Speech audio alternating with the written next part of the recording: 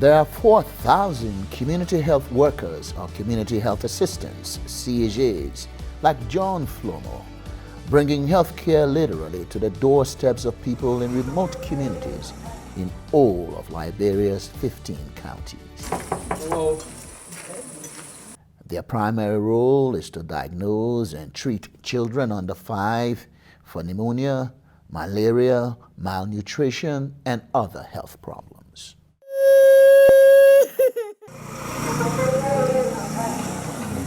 Yes, it's positive, malaria. They also focus on community health education and disease surveillance and prevention. Our training in how to prevent other diseases that can affect our community people.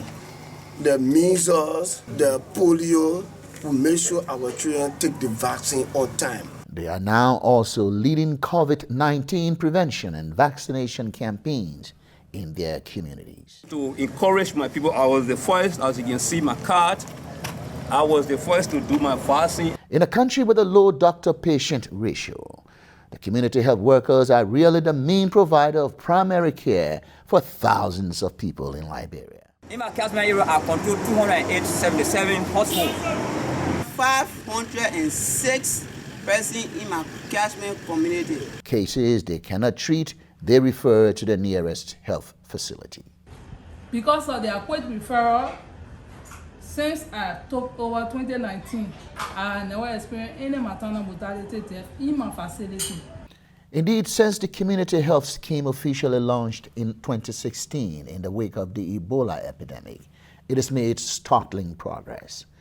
About 70% of Liberia's 700,000 rural residents now have access to care.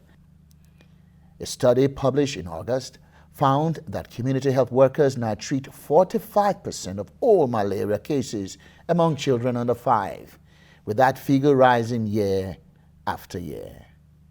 The number of malaria cases treated in less than 24 hours rose from 12,807 in 2016 to 93,530 in 2020, according to Ministry of Health data. No wonder the community health program in Liberia has drawn international attention. The Daily Telegraph newspaper of the United Kingdom recently hailed the program, noting that community health assistants are a crucial cog in Liberia's fragile healthcare machinery. Many things explain the success of the community health program in Liberia. First, the CHAs come from the very communities they serve and are nominated by the people in those communities, creating a strong bond and trust between the CHAs and their communities. All of the CHAs must have at least a 6th grade education, pass a written test, and then go through a rigorous 4-month training. Another key to the success of the community health program is the very close supervision of CHAs by Community Health Services Supervisors, CHSS, who are registered nurses, physician assistants, or certified midwives. Okay, what's the music of routine physical?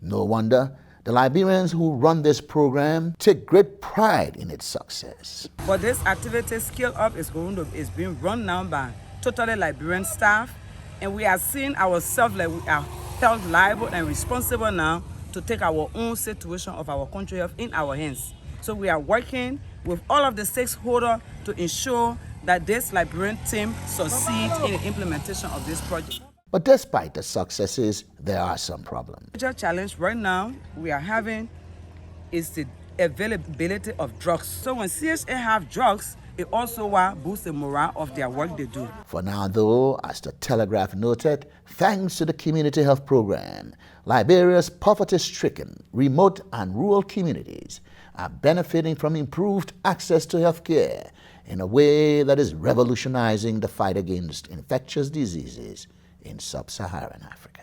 CHA, we are here. Maternal mortality, one due. Family planning, one risk. Pneumonia, sempre puedo